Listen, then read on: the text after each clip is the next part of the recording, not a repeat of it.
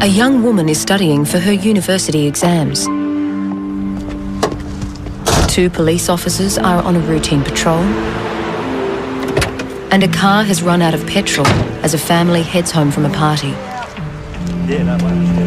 Their journeys were about to intertwine. We had 2 names, but one was a real person that we were starting to look for. I've no doubt that there would have been significant loss of life. He made no secret of the fact that he was in Melbourne. He stood out because he was eating so many lollies. Although he had had the bonnet up, he paid no attention to the engine at all. He definitely had something to do with it, but he may have been the target. Everything that possibly can be done will be done. The way he said goodbye, he didn't just say, see you later or anything like that. He actually had a long handshake and said, goodbye.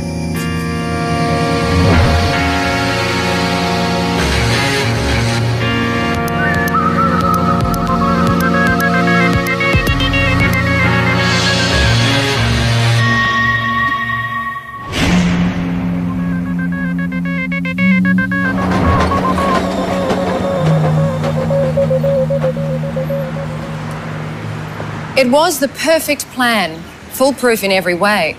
But what was to be fail-safe in the operation of this crime was to be its undoing. As forensic specialists and detectives were about to discover, this was no ordinary investigation. Terrorism had arrived in Melbourne.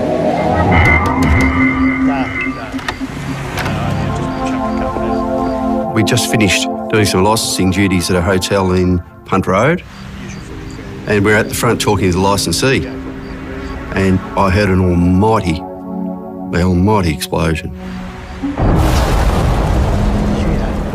And of course the first reaction was just to sort of say thunder, and we giggled a bit and looked up, and it was a beautiful clear sky with a million stars, and immediately just reached into the police car and called on the radio to communications centre. Just reporting a large explosion sound down Punt Road. And told them what I'd heard, and at that time they were just getting the first calls in. Get in, mate. We've had a large explosion and we've got all the windows blown completely in. They said there appeared to have been an explosion at the corner of Caroline Street and Toorak Road in South Yarra. Collingwood 207, roger, head towards the city. And as we drove down the street, couldn't see anything at the beginning, but of course closer we got, the headlights picked up, glass and debris all over the road, and I could hear the other police units arriving in the street. Of course, the fire brigade by this stage have arrived too. 150, roger. The fire brigade are the combating authority at this stage. There were a number of different fires burning. There was mass damage in a lot of shops. The helicopter was hovering overhead, providing some light. There were certain reports across the police frequency. Some suggested it might have been a gas explosion. Some suggested it might have been a bomb. We have a smell of gas.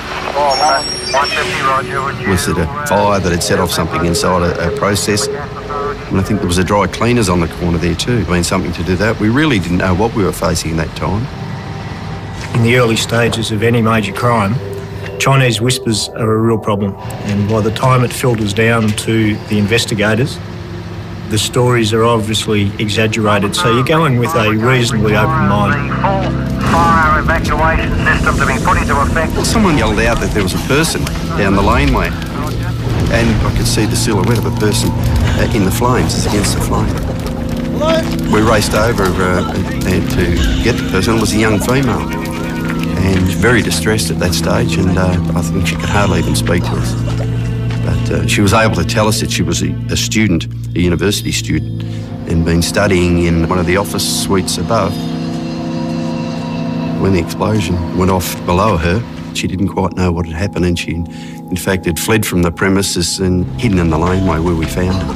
Get her around this side. We took her down and handed her over to the ambulance crew, and then went back to evacuate the people, to make the scene safe and keep the crowd out. because we're always got to be mindful of a secondary explosion. It was pretty clear that something had happened. We weren't sure exactly what it was, so we set up a crime scene and called in the relevant experts that we believed were required for the job. The Arson Squad, the Armed Robbery Squad, the Major Crime Squad were all located in our vehicles and told to remain in a perimeter. Just get them out of the city, just keep them well away. There are uniformed people standing there directing traffic and reasonably exposed. So we're also protecting their welfare because you still don't know if it was a criminal act and whether there were offenders still within the crime scene. The Special Operations Group had a very important job to do to declare the crime scene safe.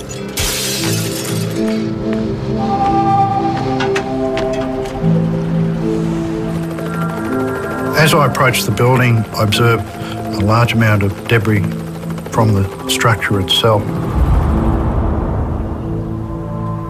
I've inspected the small shop that suffered extensive damage, and from the damage to the shop I'm able to ascertain that the blast occurred from behind the shop because all of the debris has come out towards Caroline Street.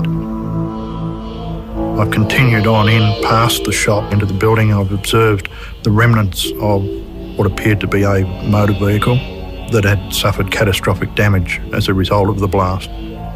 It appeared that the vehicle was either sitting on top of or very close to the explosion, or the explosion occurred inside the vehicle. Everything does point to a bombing. It's certainly not what you would think would happen should an LP gas tank in a car explode.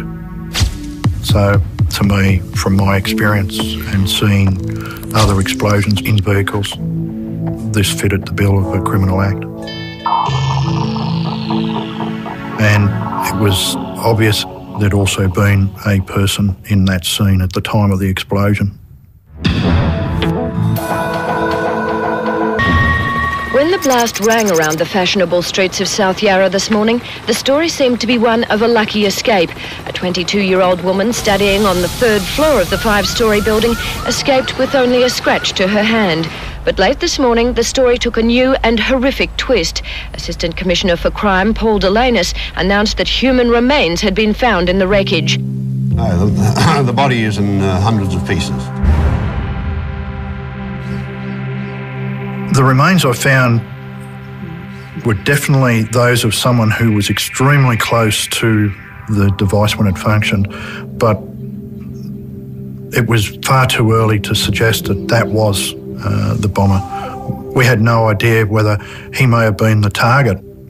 It might have been his car, and when he's gone to his car, the device has functioned. So he definitely had something to do with it, but what role he played in it, it was far too early to determine. And of course, when we were told that, well, it certainly elevates the level of the crime. You know, we're dealing with a murder, effectively. The car that carried the suspected bomb had caused damage to a number of shops and businesses. But it was the address of one on the 1st floor of 44 Caroline Street that was significant. A briefing was held, and in that briefing we were actually told it was a suspected terrorist attack and that the premises involved was the Turkish Consulate.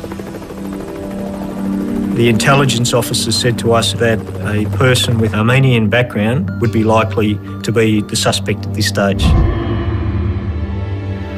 The Armenian people were very aggrieved that the Turkish government would not acknowledge a genocide against the Armenian people, which happened back in 1915.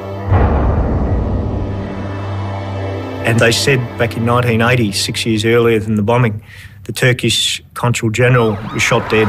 The killings took place shortly before 10 o'clock this morning. As the Turkish Consul General, Mr. Sariak Ariak, was pulling away from his driveway, 2 men on a motorcycle sped up the street.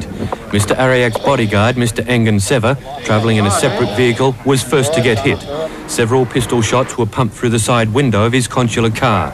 The gunman then ran to the Consul General's car and fired at least 8 shots through the driver's window. Mr. Ariak was hit in the face and chest. He died instantly. Now, I wasn't aware of that, but just to think that there may be a link between the two cases was quite interesting, because most of our crimes focused around what we call traditional crimes. So our perception was, when we went into the briefing, that we would be looking for some criminals. But at the end of that briefing, I was quite clear this was a different investigation.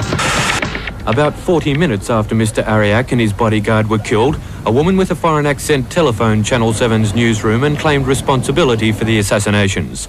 She said she was speaking on behalf of a group called the Justice Commandos of Armenian Genocide. The operation in Australia was done by Armenian revolutionaries, and Armenian revolutionaries strike everywhere.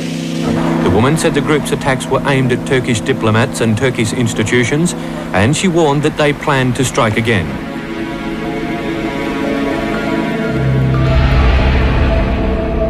When we made our way to the first floor, which housed the Turkish Consulate offices, the damage was quite extreme, quite severe. Had there have been any people within that area at the time, I've no doubt that there would have been significant loss of life. Do you think it will be some time before you identify, or do you think identification is impossible under the circumstances? That's speculation at the present time. We've got our disaster victim identification people at the scene, so everything that possibly can be done to identify the body will be done. The initial search that we made at the scene was an effort to locate something that we could use fairly quickly to identify this person. It was obvious that we weren't going to locate a finger to identify the deceased because the parts of the body were quite small. There was only 2 pieces of the remains which had any size, and they were the feet and one leg of the deceased. That meant looking specifically for friction-rich skin from the palms of the deceased's hand. This skin is used by fingerprint personnel all over the world to identify people. As the crime scene team continued their minute examination, another unit had found evidence that gave detectives a clue as to who the victim was. In the tons of rubble that was removed and examined, we found fragments of the detonator, of the timing device, and of the mercury tilt switch. It was quite a sophisticated device, and the sequence would have been to actually arm the bomb and then set a mercury tilt switch, which was effectively set up as an anti-interference device. So if anybody disturbed it or moved the vehicle, the bomb would have fired, it would have functioned. And we believed that the remains of the person that we identified at the scene was in fact the person responsible for planting the bomb. It's very likely this person was not fully aware of how the device functioned. In other words, he probably wasn't the builder of this bomb. Anyone who had made that device would have surely known that it needed to be placed on a level surface. So the person who planted that bomb was probably just the messenger. We don't believe it was a suicide bomber, it was an accidental detonation. The messenger's error had prevented many fatalities. But as he wasn't working alone, it meant future attacks could occur with success. So it was absolutely vital that police discovered who he was, and in turn, who had been working with him. We asked the people giving us the briefings at the time, where do we start? And one of the officers said, look, a good place to start would be looking for somebody with a name that ends in IAN.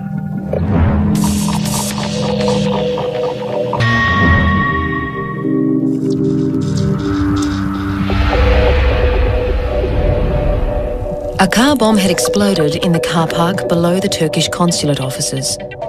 Its courier killed when it detonated prematurely. The blast wave had taken the least path of resistance and pushed all remnants of the car into the 2 laneways on either side of the structure. One of the Special Operations Group members contacted us and they'd found a mangled registration plate of a car. So that gave us our first line of inquiry. Now, we did the normal checks on the ownership of that vehicle, and it came up to an address over in Mortimer Street in Heidelberg. Now, of course, at this stage, we didn't know whether the owners of that car were implicated, whether it was in fact the bomb car. So we decided we would go straight to the address because it was our only lead at the time and our most important lead. We went out there and spoke to the people, and it turned out that they'd advertised the car for sale. And about lunchtime on the Saturday immediately before the bomb, the man turned up and very quickly had a look at the car and bought it and drove off with it. Unfortunately, the two people that sold the car couldn't give us too much information at all, other than it was a Middle Eastern chap that he'd spoken to, and that was his description. There was no names or addresses obtained. What was going to happen was the paperwork would happen later on. So it really never gave us much of a lead at all.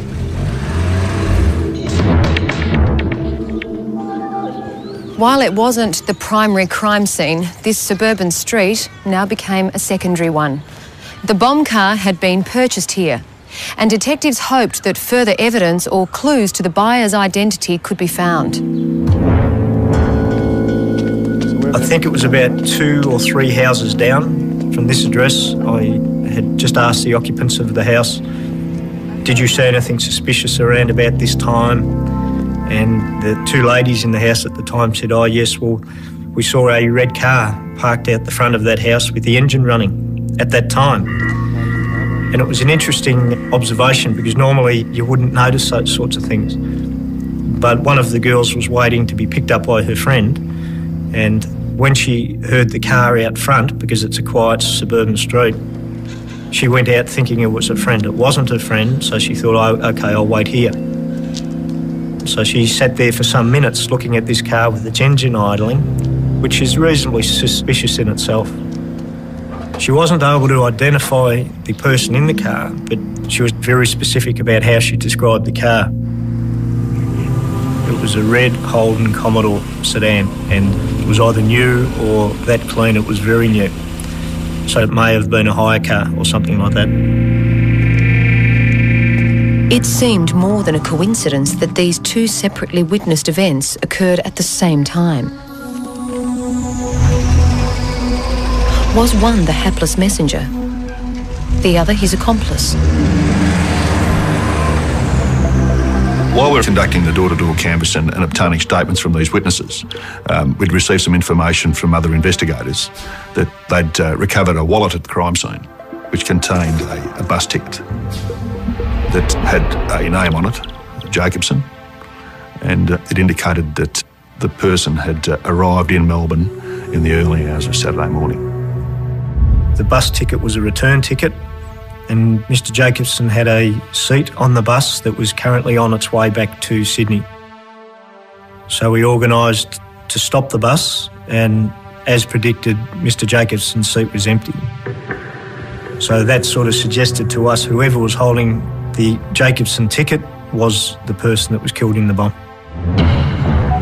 Like the buying of the Tirana, Mr. Jacobson had left no contact details when the bus ticket was purchased. So with little else to go on, the detectives followed their gut instinct. Bearing in mind that we had this suspicion that perhaps this red car might have been a hire car, we thought, well, we'll just go and check out a couple of the hire car places in the vicinity of the bus depot. When we went to the budget rent-a-car office, I inquired as to whether they'd rented out any red Commodores. They were quite happy to give us the records. There wasn't that many from memory, but as I flicked through, I saw the name Levonyan appear on one of the loan agreements, and it pretty well hit me straight away that that name that ended with an IAN was more likely than not an Armenian name. So straight away, that actually gave us the first concrete evidence that we were on a lead and had a suspect's name. The other name, Jacobson, to us was just a name on an inventory. So we had 2 names, but one was a real person that we were starting to look for. We certainly thought that there was a possibility that Mr. Jacobson could have been Demirian, but we didn't really know. It was very early in the piece. We knew we had a deceased person with a bus ticket in his pocket in the name of Jacobson. We knew we had apparently an Armenian person who'd hired this car from a budget. So things were starting to connect up, and we're starting to have fairly positive thoughts about the fact that we may well have identified, the potential offender for this crime. But another item in the wallet would take them in a totally different direction.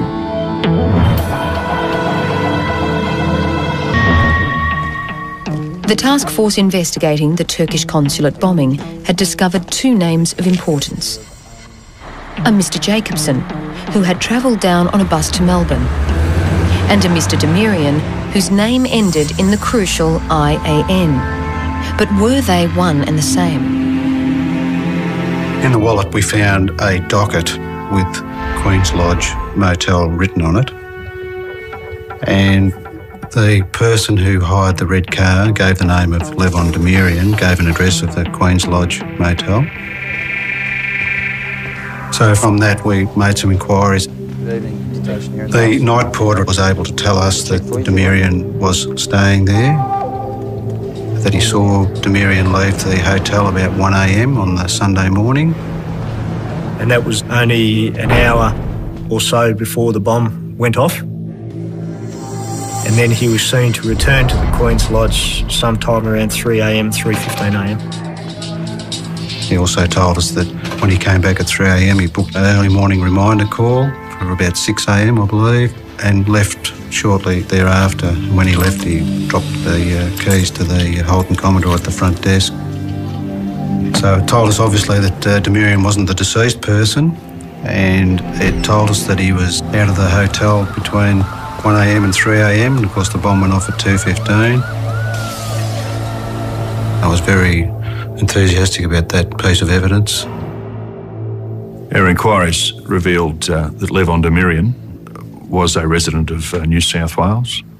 There was no criminal record either in Victoria or New South Wales under that name. But other inquiries with agencies outside the police indicated that he had some involvement with organisations tied up with the Armenian groups.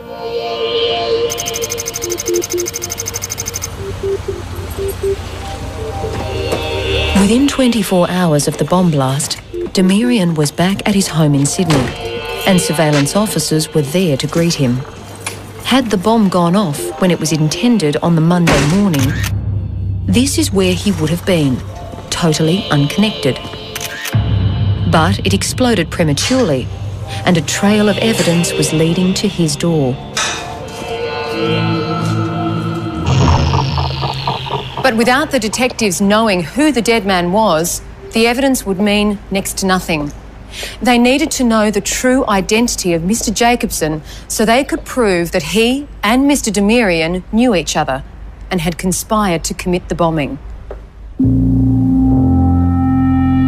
During the course of the search at the scene, I located a number of pieces of skin.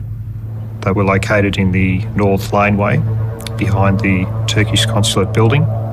They were probably no bigger than a 5 or 10 cent piece. They were just pieces of skin. There was no flesh attached to them at all. Obviously, we were hoping they had come from the palms of the hands so we could subsequently identify the deceased. Getting a print was a fairly easy process. It was just inked and rolled onto a piece of paper. The prints were quite clear and contained enough characteristics to make a formal identification. With little computer technology available in 1986, fingerprint experts would rely on detectives to give them a name so that they could run it through their card system in hope that the suspect was on file. And at this point in the investigation, that name was more important than ever. We received information that Mr. Demirian had been to a travel agent on the Monday morning and had booked a airfare to Beirut, and that Mr. Demirian had shaved off his beard, which of course straight away indicates an added degree of suspicion. The flight was to leave on the Wednesday morning on the 26th, so It's now Monday afternoon and we're very tired. Most of us had been up since the Saturday morning. We know our main suspect is about to leave the country, but it was critical that we had to identify the person that had died. So we put a lot of effort into trying to identify who that was. So we needed to find out as much as we possibly could about Levon, particularly in relation to who his associates were, and trying to find someone who's no longer there. Various intelligence agencies and investigators in New South Wales suggested it might have been a very close friend of Demirian's, a fellow by the name of Hagop Levonyan. The investigators supplied us with Hagop Levonyan's name for us to check off against the impressions from the pieces of skin. Our investigations found that he had not been recorded or fingerprinted in this country. Hagop Levonyan was a quiet family man and worked as a jewellery setter. He had no criminal record. We spoke to his workmates who basically corroborated what we already knew about Hagop, the fact that he was a relatively likeable, easygoing sort of chap. But just prior to the bombing, he demonstrated that he was slightly agitated. When he actually left on the Friday afternoon, a co-worker said that he held his hand for a prolonged period, and the way he said goodbye, he seemed to be very nervous. He didn't just say, "See you later," or anything like that. He actually had a long handshake and said, goodbye. And in hindsight, he said, was he saying goodbye, or we just couldn't work it out. It doesn't fit really, because we knew Mr. Levonyan had planned to come back alive. So maybe they did know there was some risk involved. I'm sure carrying a bomb down on a public bus is quite high risk. The detectives were now about to take their own risk, and they hoped forensics would make it a safe option. If not, the investigation was in jeopardy.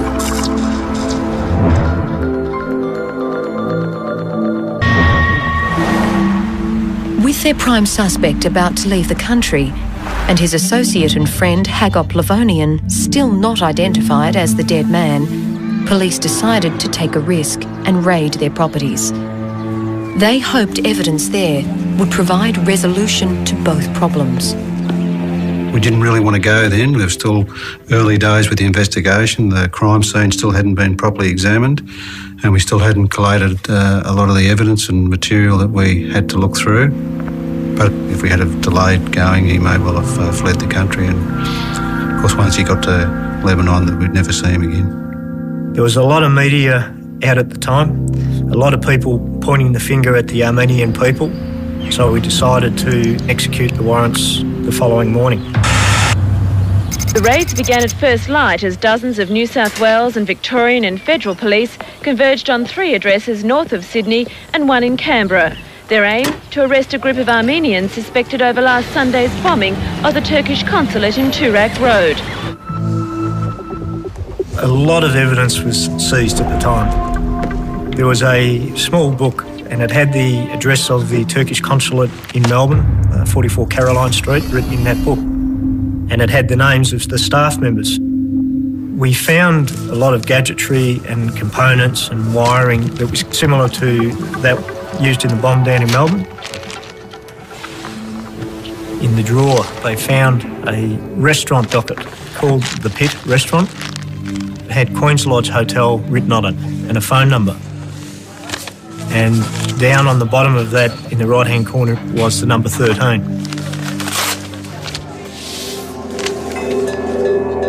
The significance of that was in the wallet that was found on the dead person on the bomb scene was the second copy of that receipt. I think we wiped the sweat from our eyebrows when we found that document because it really started to provide the nexuses that we needed. Another squad of police raided this Lane Cove restaurant owned by one of the Armenians from Epping. They seized documents and other items, and Scientific Squad police began searching the premises for evidence linking it to the Melbourne bombing. The detonators and the explosives were the same ones that we used in the bomb down in Melbourne. As we searched the restaurant, we found an NRMA holiday book. We opened it up and Queen's Lodge was circled. So there was just another piece of evidence connecting Levon Demirian to the explosives and to the Queen's Lodge Motel. This afternoon, 3 warrants were issued in Victoria for the extradition of 34-year-old Levon Demirian of Epping. He will appear in Sydney's Central Court tomorrow on 3 charges. They are conspiracy to commit damage endangering the lives of others, intentionally causing damage to property, and using an explosive substance. He was taken into custody, and a short time later I interviewed him. Levon admitted to me that he was actually in Melbourne at the time. He admitted to me that he did go and hire the budget rent-a-car, paid with his diner's card, and he admitted to me that he went with Hagop to an address in Heidelberg where they purchased the white Tirana. I think I suggested to him at that stage that Hagop might be dead.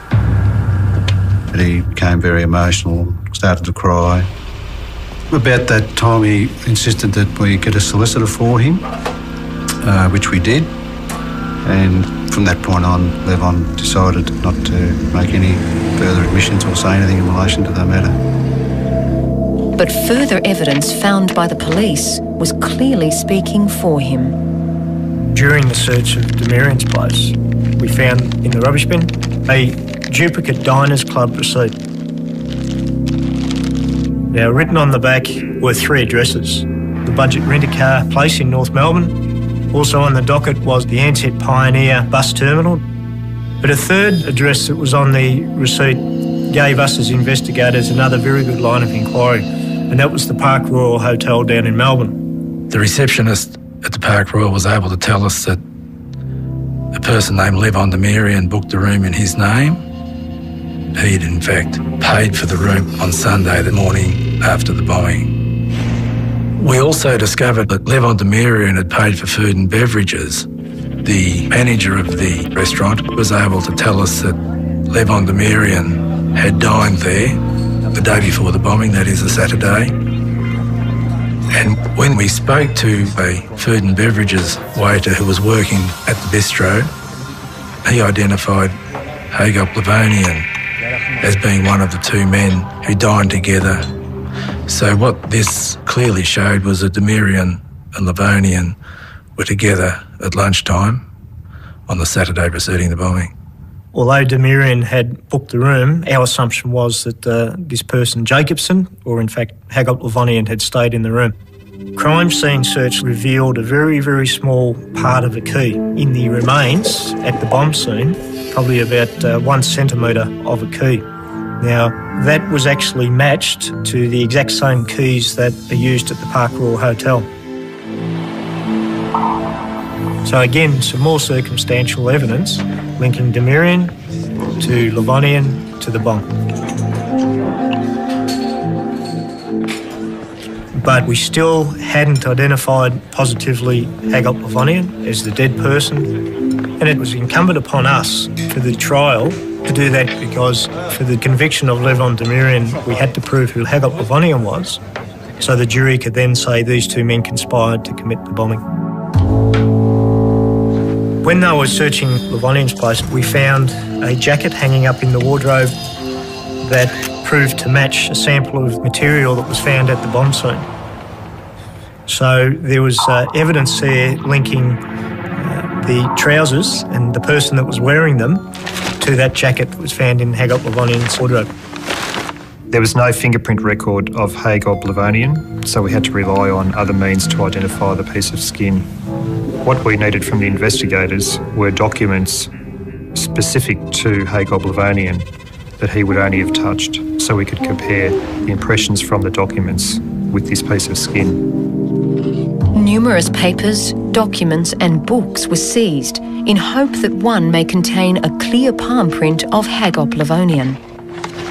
My task then was to physically sit down with the inked impression that I had of the pieces of skin at the scene and compare them to palm prints on the documents.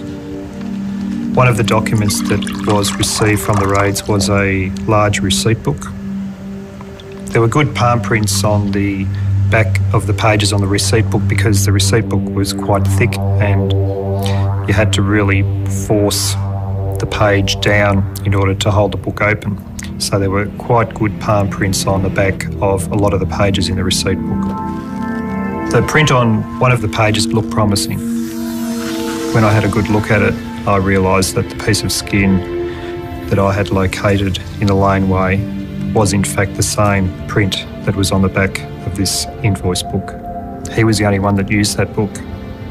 So the person that was blown up at the bomb site was in fact Hagop Levonian. Detectives now had the proof of identity and a list of circumstantial evidence that would link Levonian to the crime. But it was the watchful eye of an 8-year-old boy that would be the icing on the investigation. Something beginning with R.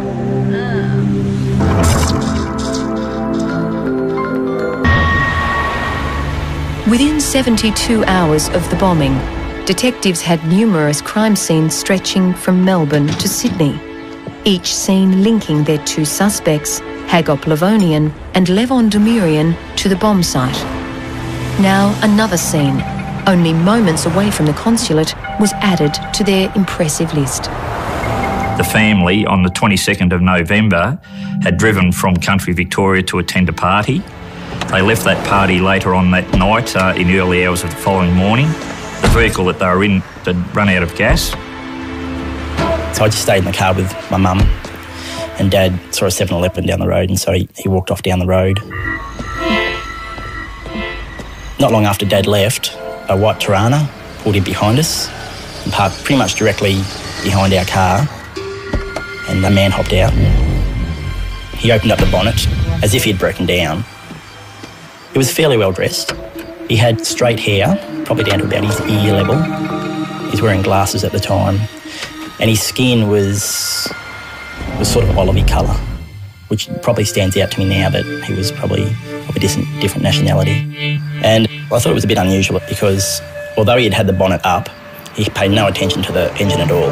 And it wasn't much time at all before another car came in the opposite direction, did a U-turn and parked directly behind the white Tirana. Then the other guy hopped out of the car. I can remember he had really bushy, big hair and a moustache. And they started talking. Couldn't understand him at all. It was as if they were speaking in another language. Me and Mum were playing a game at the time. I think by playing this game with my mum, that's probably how I was able to remember so much. I can remember talking about the number plate, being a black and white Victorian number plate with Victoria written up the top, and that it had 2 4s in the number plate. And I knew it was a white Tirana at the time because my grandma used to have a Tirana as well. When my dad came back from the petrol station, I can remember looking at the 2 blokes standing at the back of the Tirana in the boot. The guy who owned the white Tirana was actually showing the guy that had come in the other car something in the boot of the car. After Dad put petrol in it, there wasn't enough to get the car started. So Dad went back to the petrol station. This time I went with him. The petrol station was probably about 2 or 3 blocks away. And I can remember as we were walking in to the 7-Eleven store, that's when we heard an explosion, but paid no attention to it at the time. It meant nothing. And then we got enough petrol. We walked back up to the car. The 2 blokes had left. Both the cars had gone then. The Tirana and the red car had gone. Drove down the road, turned around a corner. There was fire engine police everywhere. There was heaps of smoke. At that point for me, being 8, there was no connection whatsoever. And it wasn't until we got home the next day that we'd seen that there was a white Tirana advertised on the TV. I recognised it straight away from the car that was parked behind us. And so then we rang the police. Police have alleged that Levonian and 34-year-old Sydney chef Levon Demirian planted the bomb under the Consulate building in Caroline Street and that Levonian was blown to pieces in the explosion. The bomb car is claimed to have been a white Tirana bought the day before. And today a family told Demirian's committal hearing they'd seen a similar car in South Yarra only minutes before the blast. Well, this 8-year-old boy, his integrity oozed. You could see that he was very truthful. He had no reason to tell lies. He could recall that the registration number had 2 4s in it. And in fact, the bomb car had the registration number with the numerals 440. He was able to give a very good description of the drivers of both cars and later pick out Mr. Levonian from a photo folder and identify Levon Demirian at a court hearing. This was very important evidence because it was evidence outside of police evidence. It was independent eyewitness events. So how do we think the whole episode unfolded? Pretty much we believe Demirian was the prime mover behind the organisation of it.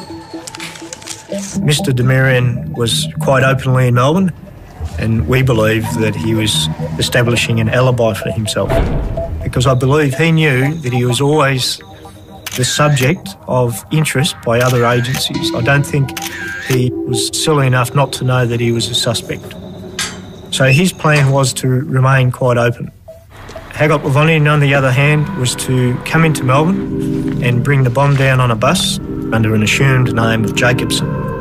I think we probably had 7 or 8 witnesses on the bus that positively identified Hagop Levonyan. He stood out, not so much because of his appearance, but more so because of his demeanour. I recall one lady saying that he stood out because he was eating so many lollies and probably, obviously, his nerves.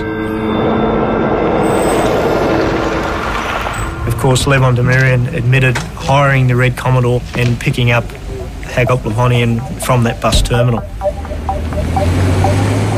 The detectives believed that after buying the Tirana, the two had lunch together, and it was probably at this time that they swapped cars. Demirian then putting the finishing touches to the bomb before meeting his friend Hagop Levonyan for his final instructions.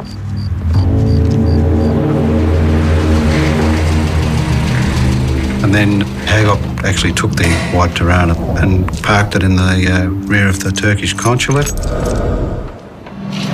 When he alighted from the car, he went to the back of the car.